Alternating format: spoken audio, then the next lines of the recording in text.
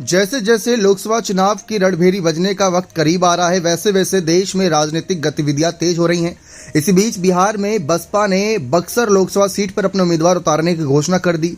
इस लोकसभा सीट से समाजसेवी और पार्टी के बिहार प्रभारी अनिल कुमार बहुजन समाज पार्टी के उम्मीदवार होंगे। उक्त कहीं न कहीं जानकारी आज पटना में आयोजित संवाददाता सम्मेलन में बहुजन समाज पार्टी के राज्यसभा सांसद रामजी गौतम ने दी। उन्होंने बताया कि बहन जी ने बक्सर सीट पर अनिल कुमार जी को प्रत्याशी बनाया। बहुजन समाज पार्टी बिहार के 40 सीटों पर पूरी ताकत के साथ चुनाव लड़ने जा रही है। इस बार बिहार में बीएसपी भी अपनी ताकत दिखाएगी और बिहार में आपको बहुजन समाज पार्टी के सांसद दिखाई देंगे, ऐसा उनका दावा है। उन्होंने कहा कि आज प्रदेश के तमाम पदाधिकारियों को बुलाकर एक बैठक की जा रही है और आने वाले चुनाव का जायजा लिया जा रहा है। पार्टी द्वारा बाकी सीटों पर प्रत्याशी को लेकर ही बैठक बुलाई गई है। बैठक खत्म होने के बाद पार्टी की एक स्क्रीनिंग कमेटी बनेगी जो आने वाले 2-3 दिनों में कुछ नामों की घोषणा करेगी।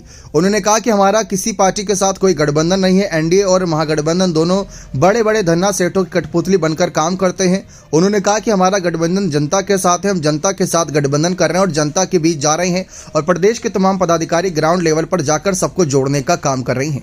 वहीं पत्रकारों से बातचीत करते हुए अनिल कुमार ने कहा कि मायावती का आभार व्यक्त करते हुए कहा कि बक्सर से कोई भी धुरंधर उतरे उससे कोई परवाह नहीं। उन्होंने कहा कि बहन मायावती ने हमें पहले प्रभारी और अब प्रत्याशी बनाया।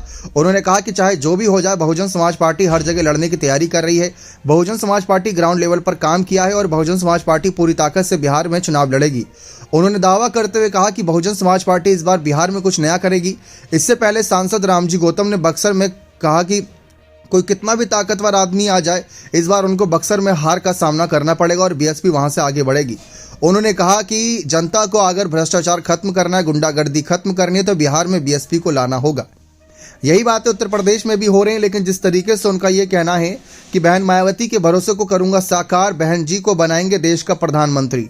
जी हां, आप सभी का यही कहना है कि मायावती को प्रधानमंत्री बनाने के लिए बसपा नेता शपथ ले चुके हैं और अब एक एक सीट पर ताल ठोकते नजर आएंगे, जिसमें बिहार की और उत्तर प्रदेश की सीटें मेन रहने वाले, क्योंकि यहाँ पर हिंदी भाषी और दलित समाज काफ़ी बड़ी संख्या में है, जिससे सेंधमारी की जा सकती है विपक्ष और पक्ष के वोट बैंक में। अगर इस चीज़ में कामयाब होती है मायावती तो किंग मेकर की भूमिका में आ जाएंगी। कई सीटों के सहारे वह इंडिया और एनडीए दोनों का ही समीकरण बिगाड़ सकती हैं।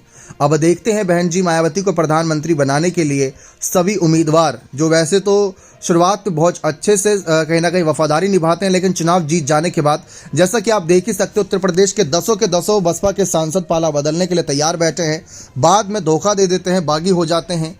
तो कैसे इन पर भरोसा किया जाए? क्या सचमुच आपको लग रहा है कि नेता मायावती को प्रधानमंत्री बनाने के लिए ही काम कर रहे हैं या फिर सत्ता की मलाई खाने के लिए आए? तो अपनी राय कमेंट सेक्शन में जरूर रखेगा। बहुत बहुत धन्यवाद।